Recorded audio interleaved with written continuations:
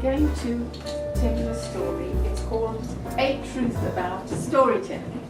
And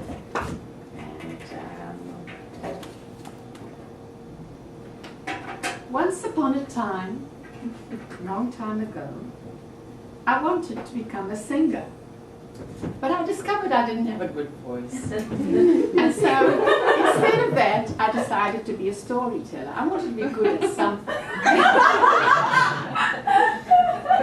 I thought it would be easy, but I was wrong. One day I was reading a book by Isabel Allende called Eva Luna, and I found a story in it, and the story just jumped out of the pages, and I was very taken with it. It was a story about a man who came up to a storyteller. She was a professional storyteller, and he put some gold in her hand, and he said to her, "I was traumatized in my youth, and I've lost my memory. Can you help me regain my memory?"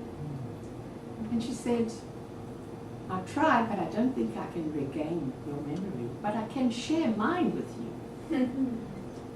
And so she proceeded to talk with him, and they talked for a long time, and they became connected. And as she told the stories, his story and her story became inextricably bound together, and she didn't know which were his stories and which were her stories. And they spoke for a long time, a long, long time. And the next day they spoke, and they became more and more connected.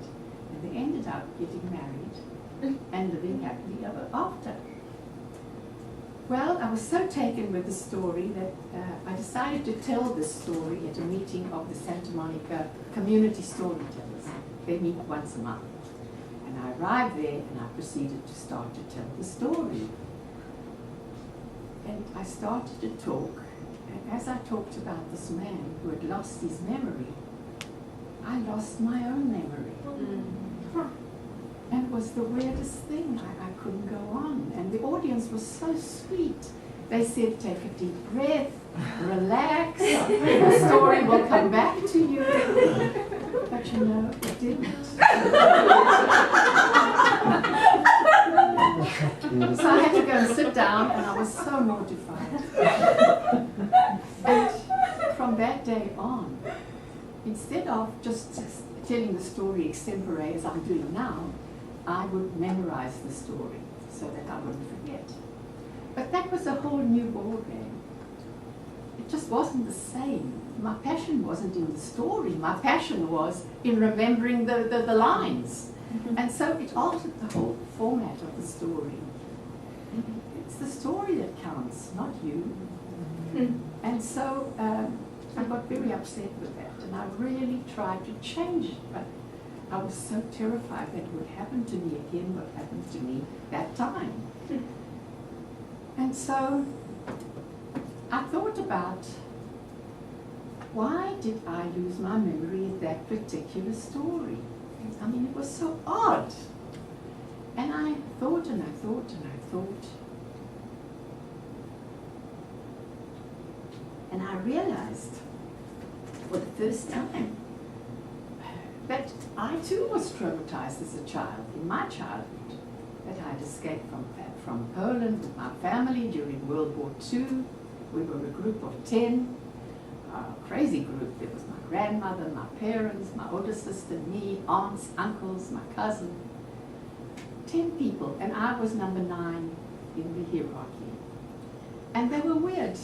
People called them the circus, and they thought they were very funny, this group of 10, but I didn't think so. They all spoke at the same time. Nobody listened. And I couldn't stand the competition. And I stopped talking. And you know that nobody noticed that I wasn't talking. And I spoke less and less, and I lost my voice. And I realized that I lost my memory. There was something connected with, I sort of over-identified with this man who lost his memory, and that's why I lost my memory. But I really didn't want to go back to reading from the story, you know, memorizing it, because that spoiled the whole story for me. And so I met Anne Randolph one day, and I took a few classes with her, where you did improvisation, and then we met these 10 members that we did this group now, and it was the most wonderful experience. This was the most supportive group. Whatever I did, they thought was funny. And I